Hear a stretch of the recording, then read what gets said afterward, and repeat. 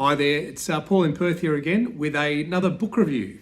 So today we're going to be book reviewing Tomorrow and Tomorrow and Tomorrow by Gabrielle Zevin. This is a book that was given to me from a friend of mine who knew I was spending a lot of time at home and thought it might be something interesting for me to read. And I did enjoy reading it. So one of the things I sometimes find difficult about books is the number of characters that they have in them. They have, once you've got about half a dozen characters, I start to lose track, and I find that difficult. What I liked about Tomorrow and Tomorrow and Tomorrow is that there are only three main characters, which is Sam, Sadie and Marks. And as long as you can keep track of those three people, then the peripheral characters around them become quite easy to place. So I did enjoy that about the book. The other thing I liked about the book is I almost never read pure fiction. I normally read non-fiction, even textbooks, just something that's going to be something that relates to the real world. What I liked about this book is it is a novel, it is a story, but it traces through the real events that occurred during the 80s, 90s and noughties, and places a story around that. It's particularly related to gaming. So the main characters in the story are producers of video games, and it relates around that. And so part of what I liked is there were cultural references that I connected with. They talked about Donkey Kong and King's Quest 4, Metal Gear Solid, and a ton of other games that I was already familiar with, and even one that I'd kind of forgotten about, which I think is called the Oregon Trail, which is a really, really early video game that was around that I barely remember, but they make reference to it, and I remembered it enough that it made me smile. Which reminds me of one other thing. The author's name is Gabrielle Zevin, as you can see down the bottom there. And on her website, which is gabriellezevin.com, after the book was made, someone has reverse engineered a game that they describe in the book called Emily Blaster.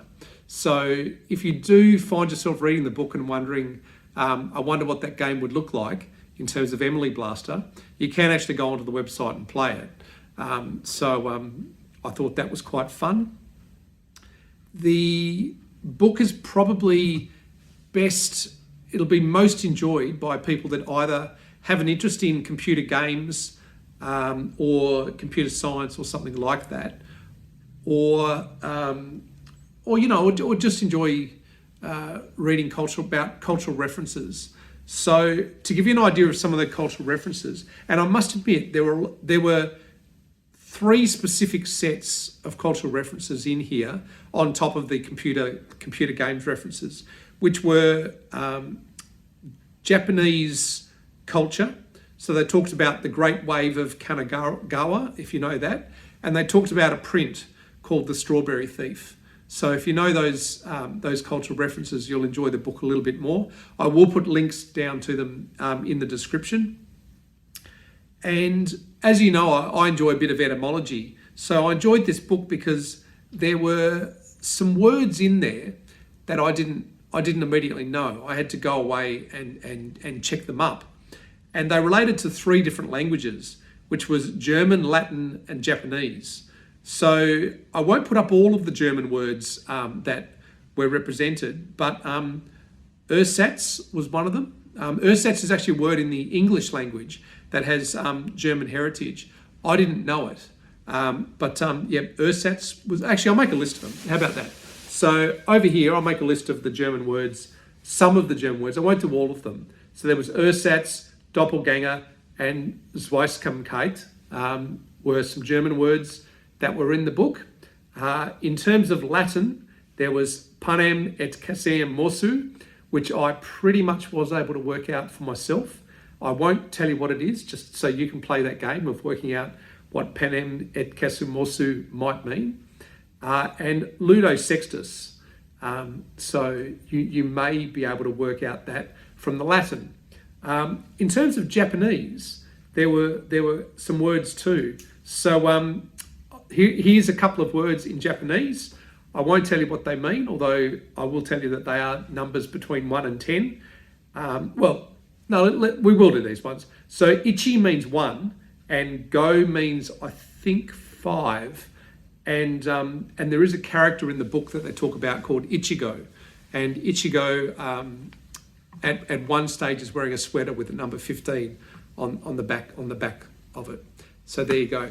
So I do recommend reading this book. I found it really easy to read, which was nice. I read it over the course of only 3 or 4 days. I found the font size just big enough. I'm sometimes not able to read books that are written in a really small font. This one was written in a font that was big enough for me to read. So I did enjoy that. And it was worthwhile. So there you go.